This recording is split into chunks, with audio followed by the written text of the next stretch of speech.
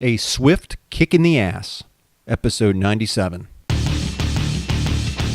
All big changes start with a swift kick in the ass. Join the journey of lifelong friends, John Curran and Tom Stewart, as they make conventional thought bend over and take a boot to the keister. Warning, listeners may notice a force equal to or greater than needed to get your ass moving. A swift kick in the ass, living life on your terms. Welcome to another episode of A Swift Kick in the Ass. I'm your host, John Curran. My co-host, Tommy, is still out on medical leave, but he assures me that, like the Terminator, he'll be back. Just like my impressions, it may sound a bit hokey, but I choose happiness. That is what I tell myself each and every time I find myself beginning to slide in a bad mood. I choose happiness, and it works. It's simple, but it works. Our emotions are our own. No one else can tell you how to feel. People can tell you through their own words and actions, but you don't have to follow their orders. You know, so often I hear people saying, that so-and-so made me so mad, or, oh, that just drives me up the wall when so-and-so does that. You know, like the grammar police, when someone uses incorrect punctuation, I find myself wanting to correct them by saying, no, they didn't. They didn't make you feel any such way. You allowed yourself to feel that way based on what they said or what they did. But make no mistake, no one makes anyone feel any certain way. Your emotions are your own. Emotions are one of the many tools that we have to help us navigate the world. They are our tools. We own them. They let us know when something is wrong or something's right. But most importantly, they let us know when we need to attend to something. And our emotions can also tell us when not to change a thing because we are perfectly content. Maybe we're letting others borrow our emotions or use them without asking. But we always own the deed. We always have the pink slip. Our emotions are our own. We may empathize with some people, but having the ability to understand and share the feelings of another person is quite different than them owning our emotions. You know, we aren't mind readers, and we aren't actually feeling what the other person feels. That feeling is our interpretation. When people are around us in a bad mood, it's really easy for that bad mood to rub off on us. And I guess that's why they say misery loves company, and why misery is the most democratic of emotions. Oh, look, it's a pity party. Let's go. I'm just kidding. I don't want to join any pity party. Doesn't sound like fun to me. But just because someone else feels something that you don't, that doesn't mean that that's bad or that you have to feel that way.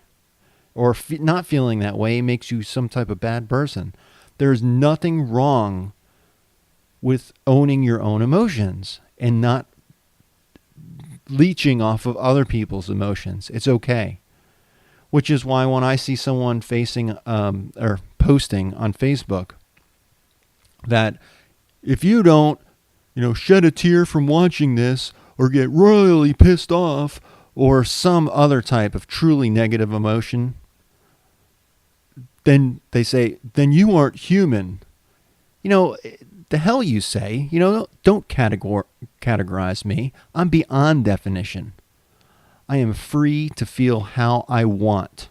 These people would probably get mad if I refused to jump off a bridge just because they told me. But here I am. I'm not jumping. Don't tell me how to feel. I'm in control of my emotions, and I choose happiness. Now, if you want to go ahead and feel sad, mad, or throw some type of conniption, you can stomp your feet on the floor, do whatever you want. Go for it. But don't try to manipulate me with your emotion. And by the way, most of what I just said, takes place in my own mind. I'm not going out there and telling people not to show their feelings.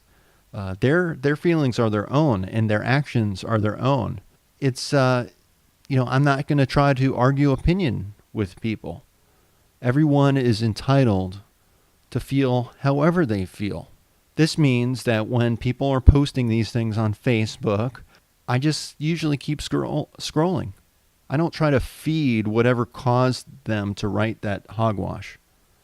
And sometimes I have to admit, I even smile a little bit, knowing that there is a choice in how we feel.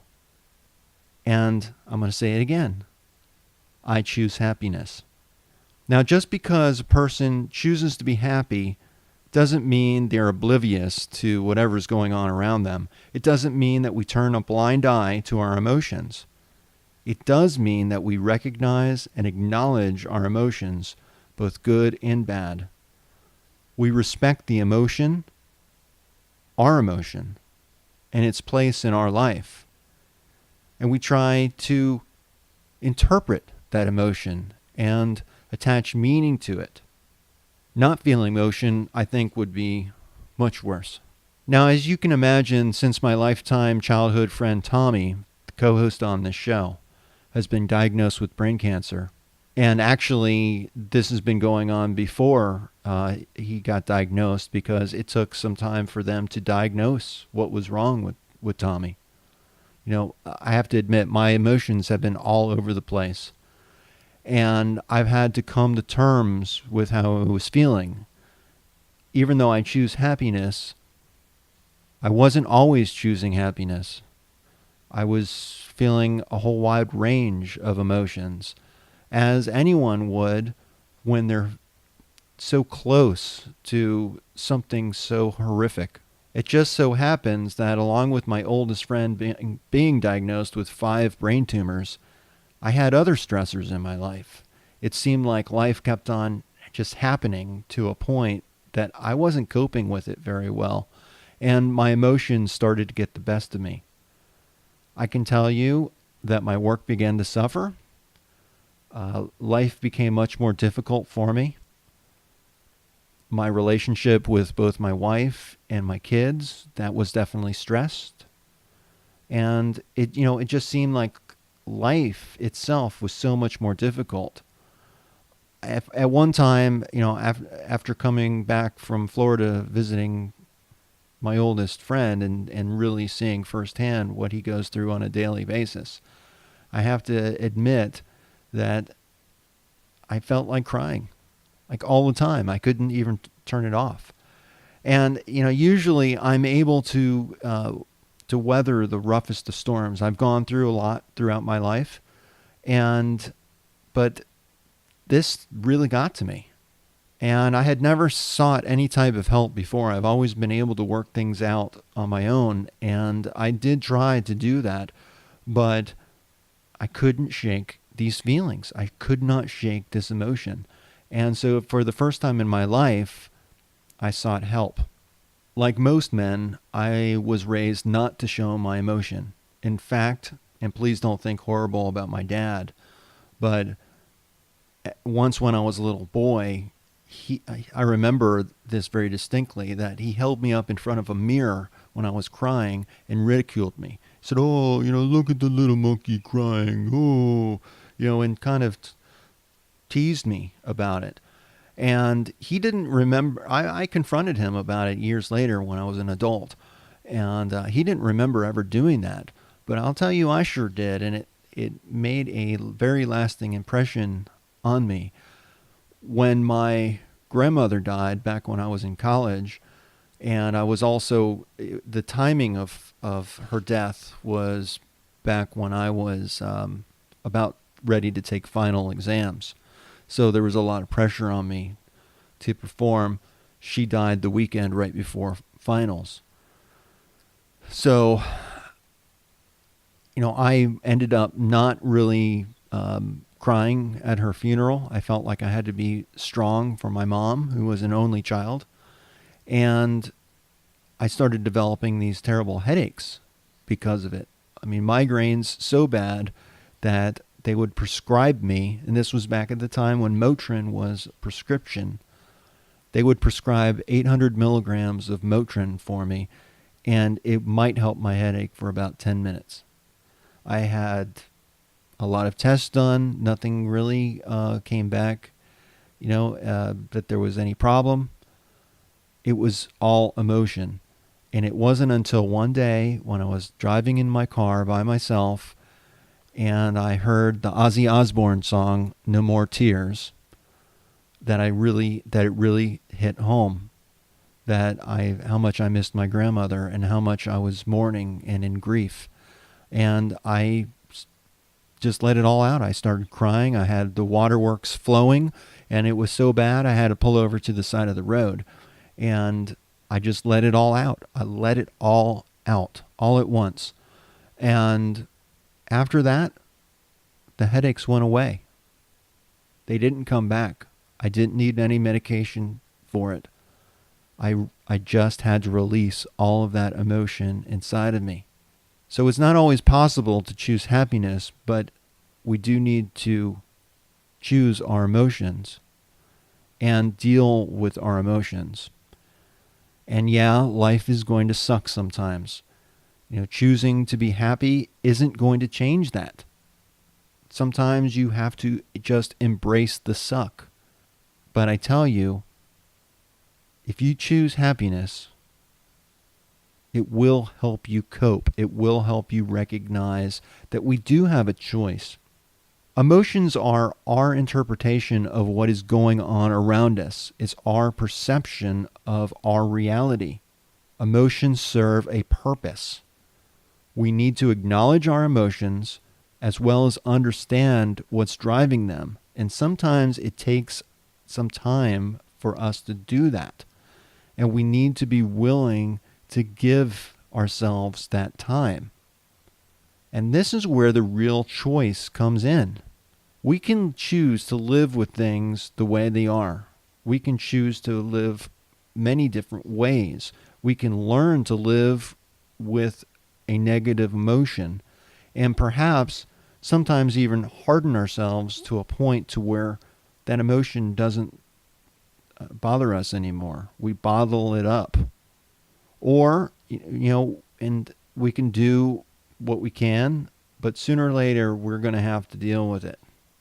In addition to seeking professional counseling, I also began an exercise program. Actually, I began my exercise program long before I sought professional counseling.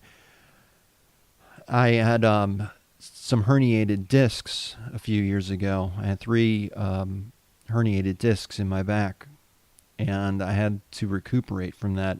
If you remember previous episodes, I was starting to do push-ups every day.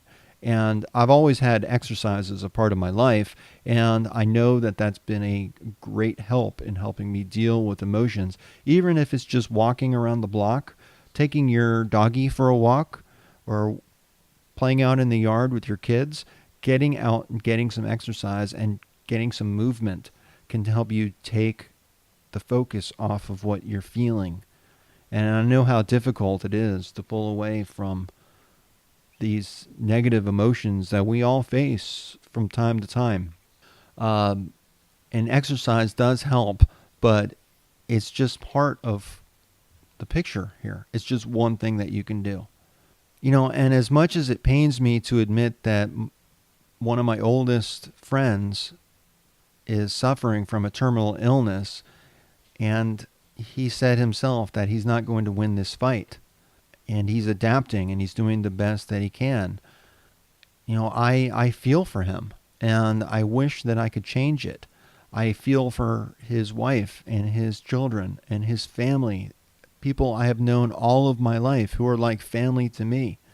I know I can't change it, and I still feel terrible about it. And honestly, starting back and doing this podcasts on my own has really helped me deal with my own emotions over what Tommy is going through. I think that there are going to be times when to grieve, and there are times to mourn, and there's times to cry, and there's times to address and and cope with these negative emotions. We're not going to be happy all the time. Happiness is not a destination. Unless you're traveling to eastern Ukraine, where there actually is a small frontline town called Shastia, and that's Ukrainian for happiness. Happiness is an emotion that we can call our own. It's a natural, instinctive state of mind deriving from our own circumstance, mood, and or relationships that we have with others. And throughout the years, being friends with Tommy has brought me immense happiness. Actually, if I'm to be honest, which I always am on this show, I've had a wide range of emotions with Tommy as a friend, as any good friendship is. We've been like brothers. We've fought at times just like brothers do, but we always came back and we've always been a part of each other's lives. And that's what really matters. It's not just about being happy all the time. So if you're not feeling happy, I suggest that you try to figure out what you can change about your circumstance. There's no sense wasting time or emotion or energy on things that you can't change. It's difficult, but we have to let these things go. It's pointless to try to change something that is beyond our control. We need to do something. Even it doesn't matter how big or little it is. Doing something will help you. It will help take the focus off of the unpleasantness that you're experiencing. And sometimes I think that we get so caught up in our own emotion that we can't really see a way out. So a good way to try to get yourself out of that cycle is to take the focus off of it. And if you're outside and you're enjoying the nice weather and you're walking, even if it's just for a few minutes, that can help take the focus off of the unpleasantness. Take a walk, play with the kids, play with the dog. Don't just sit there and mope thinking that life sucks and there's nothing you can do about it. Chances are there are more things that you can do than you can't do. I'm going to say that again. Chances are there are more things that you can do than you can't do. I know what it's like to feel despair and hopelessness. It sucks. It sucks to feel when you're depressing. And it's very difficult to turn it off. And oftentimes, we turn inward. We start ignoring our friends, our family. We don't call. We don't reach out to them because we basically don't want to make them feel unhappy because we feel unhappy. And that does not help. We need each other. And that's what friends are for. Friends are there. A true friend will be there when you ask for help. And they will do all that they can to help you. Even if it's just listening, even if it's just a shoulder to cry on. Friends, family, people that love and care about you, that can help. What also can help is if you really need to, see a doctor or another type of healthcare professional. You don't have to figure this out all by yourself. If you're having a difficult time and you think you need some help, I think sometimes that's just a really good thing that you can do. As much as I am proud of being independent and self-reliant and being able to figure things out on my own, going through all of this has made me really recognize how much we all need each other and how we hold ourselves back a lot of the time trying to figure these things out on our own when we need to just do whatever we have to do to get through it, to move forward. And there's no shame in asking for help. We can all use help at times. And some might need professional help. It's okay, and there's nothing wrong with asking for help, either from friends, family, or from a professional. In the end, we're the one who's going to have to do the work. We're the one who has to come to terms with how we're feeling. We have to take control of our emotions, and we have to fully own and operate our emotions. We have to do what works best for us. And that's a decision that we can make. We have to own our own happiness. We have to choose happiness. When we receive bad news, just like I received when my father was diagnosed with ALS, or when your oldest friend learns that he has brain tumors, things like that, it does change not only your view of the world, but it changes your world. And note that I didn't say it changes the world. The world does not revolve around us. It might seem like it sometimes, and it might seem like some people think that the world revolves around them. It doesn't. We are a part of the world. But the world was here before us, and most likely it will be here long after we are gone. If you look at the history of our planet, the whole human existence is basically a blip. That puts a lot of perspective on it, doesn't it? Our lives are not that long. So why not choose happiness? Every minute we spend dwelling on the negative, are minutes that we could be happy. So the next time you're feeling stressed or in a bad mood because you've had a bad day or some idiot cut you off on the way home, recognize that you can't control what that idiot does. You can't change others. You can't control others. But you can change yourself. And it's all based on what you decide is best for you. It's your choice. Choose to be happy. Mahatma Gandhi once said, "Happiness is when what you think, what you say, and what you do are in harmony." With that, I'm going to close the show. This is your host, John Curran. Until next time, no matter what life throws at you, keep kicking ass. We hope you've enjoyed this episode of A Swift Kick in the Ass, and that today's topic inspires you to get your ass moving and living on your terms. Please take a moment to rank this episode on iTunes or wherever you get this podcast. Follow us on Facebook, Twitter, and Instagram. Visit our website at aswiftkickintheass.com. Have a great day.